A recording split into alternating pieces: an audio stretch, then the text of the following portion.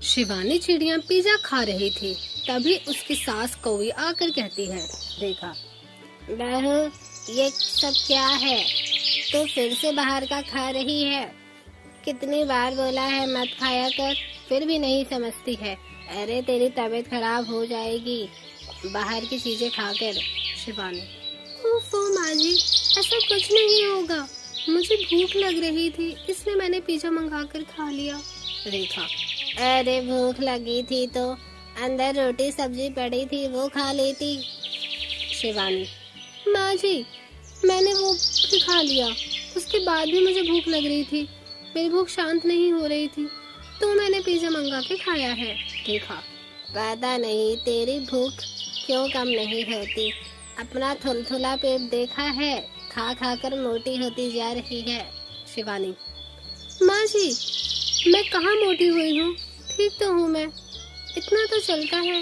रेखा, ठीक है, जरा चाय बना कर ला दे बहू, मेरा सर दुख रहा है। शिवानी, जी माँ जी। थोड़ी देर बाद शिवानी चिड़िया अपनी सास के लिए चाय बनाकर लाती है और चाय के साथ पकोड़े भी लाती है।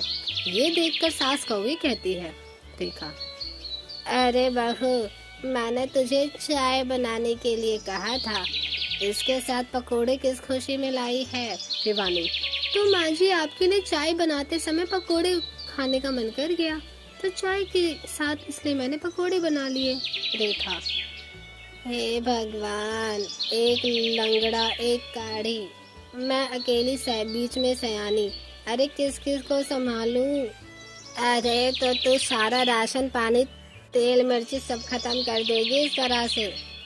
अपने मन को कंट्रोल कर, और अभी थोड़ी देर पहले ही तो तूने बहुत कुछ भरा था। शिवानी, जी माँ जी, कोई नहीं, चाय ठंडी हो रही है, आप चाय पी लीजिए। रेखा, माँ जी की बच्ची, और अगर तूने इधर उधर गैस के गोले छोड़े तो मुझसे बुरा कोई नहीं होगा। तेरी वजह से पड़ोसन मुझे मोटी बहू की सास बोलती है। शिवानी, अरे माँ जी, पता नहीं सबको मेरे मोटापे से क्या दिक्कत है, मुझे भूख लगती है तो मैं क्या करूँ, खाऊं नहीं? आप भी तो मुझ पे राशन पानी लेकर जड़ जाती है। रेखा, ठीक है, अब मैं कुछ नहीं बोलूंगी, जा मोटी हो तू। तभी दोनों चाय पीने लगते हैं। इस तरह से चिड़िया बहू भूख लगने पर 2 गुना और खाती है, जिस कारण वो दिन पर दिन और मोटी होती जा रही थी। बाहर उड़ते समय बाहर के पक्षी उसे बहुत हंसते हैं। तभी पति रमेश कौवा आकर कहता है, रमेश, शिवानी, अरे क्या बात है, जरा खुद को देखो तो, कितनी मोटी हो गई हो, ऐसे भी क्या भूख लगती है तुम्हें? 24 घंटे खाती ही रहती हो। घर का राशन मुझ पर 1 महीने से 2 बार भरना पड़ता है, बैंक अकाउंट से पैसे खत्म हो रहे हैं, तुम्हारी ऑनलाइन ऑर्डर खत्म ही नहीं हो रहे, तुम सब बर्बाद कर रही हो धीरे धीरे। शिवानी, हे भगवान, मैंने ऐसा क्या गुनाह कर दिया कि सब मुझे खाने के पीछे टोकते रहते हैं? आप तो मुझे ऐसे बोल रहे हैं कि घर का सारा राशन मैं ही खाती हूँ। रमेश, अच्छा, रोना बंद करो, खाओ जितना मर्जी खाना है, मैं तुम्हारी सेहत के लिए कह रहा था, कहीं ज्यादा खाने से परेशानी ना हो जाए तुम्हें। शिवानी, ठीक है, मैं अब से कम खाया करूँगी। शिवानी चिड़िया अपने पति से ऐसा कह देती है, पर वो जब भी खाना बनाती या उसे देख भी लेती तो खाना खा जाया करती थी। धीरे धीरे खाने से वो और मोटी हो गई। मोटी होने के कारण उसे उड़ने में भी कठिनाई हो रही थी, कभी डाल पर बैठकर तोड़ दिया करती। ये सब देखकर आसपास के पक्षी उसका बहुत मजाक उड़ाने लगे। तोता, हा, देखो तो मोटी चिड़िया गिर पड़ी। मैना, हा, इससे हल्की तो मैं हूँ, पता नहीं ये चिड़िया इतना क्यों खाती है, जिसके बाद वो मोटी भैंस जैसी दिखने लगती है। तोता, हा, चिड़िया इतनी मोटी हो गई कि तूफान भी आए तो उसे उड़ा नहीं पाएगा। शिवानी, तुम लोगों की हिम्मत कैसे हुई मुझे ऐसे बोलने की? तुम्हारा राशन खा रही हूँ क्या, जो तुम्हारे पेट में दर्द हो रहा है? शिवानी चिड़िया उन्हें जवाब देकर आ जाती है। पक्षियों का उसे इतना बुरा नहीं लगता कि अब वो खाने को देखकर भी खाना नहीं खा रही थी। यदि सास और पति उसे खिलाने की कोशिश भी करते तो वो नहीं खाया करती थी। 4 दिन बाद वो बेहोश होकर गिर जाती है, जहाँ डॉक्टर कहता है, डॉक्टर, अरे ये इतनी बीमार क्यों है? क्या आप इसे खाना नहीं देते हैं? रमेश, नहीं डॉक्टर, ऐसी कोई बात नहीं है, बस इन्होंने ही दो दिन से खाना नहीं खाया, क्योंकि इससे पहले ये बहुत खा रही थी। लोगों की मजाक उड़ाने की वजह से इन्होंने खाना छोड़ दिया। डॉक्टर, देखिए उनकी जितनी डाइट है, अगर वो ना ले तो उनके शरीर पर बहुत फर्क पड़ेगा, इसलिए आप उन्हें हेल्दी खाना खिलाइए और इतना खिलाइए जितनी उन्हें भूख है, तो इनका पेट भी भरेगा। राकेश, ठीक है डॉक्टर, शिवानी मुझे माफ कर दो, जितना तुम्हें भूख लगे तुम उतना खाना। शिवानी, आप बुरा मत मानिए मेरी किसी बात का।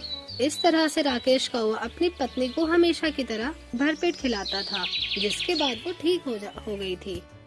श्यामपुर के जंगल में मुनमुन चिड़िया अपनी सास रंगीली कौवी और अपनी ननद छबीली के साथ रहती थी। मुनमुन चिड़िया गांव की बहुत ही संस्कारी और सीधी सादी चिड़िया थी।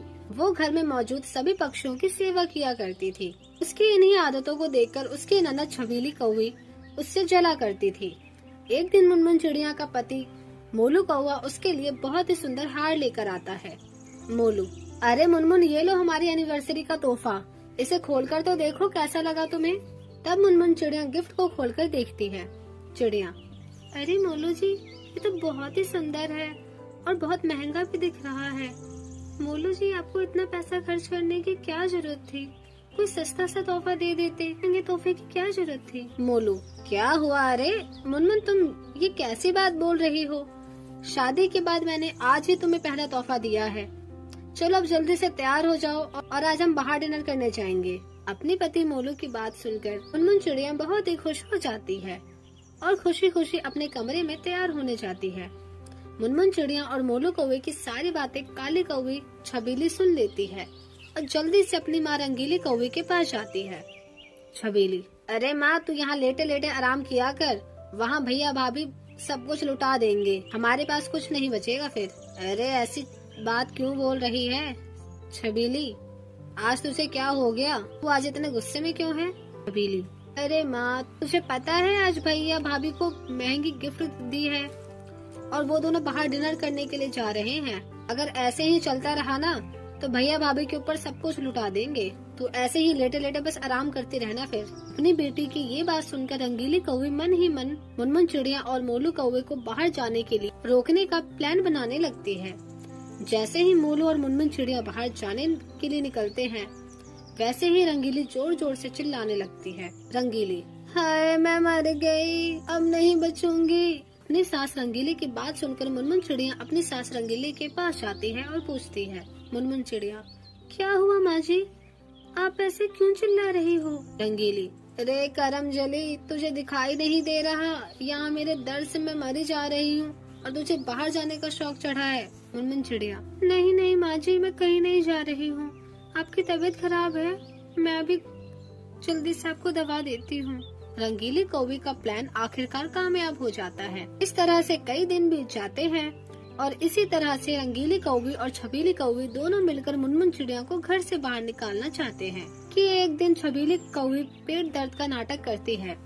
मुनमुन चिड़िया से दवा मांगती है। जैसे ही मुनमुन चिड़िया दवा लाकर छबीली को देने लगती है, तभी वहाँ रंगीली आ जाती है और मुनमुन चिड़िया के हाथों से दवाई छीन लेती है।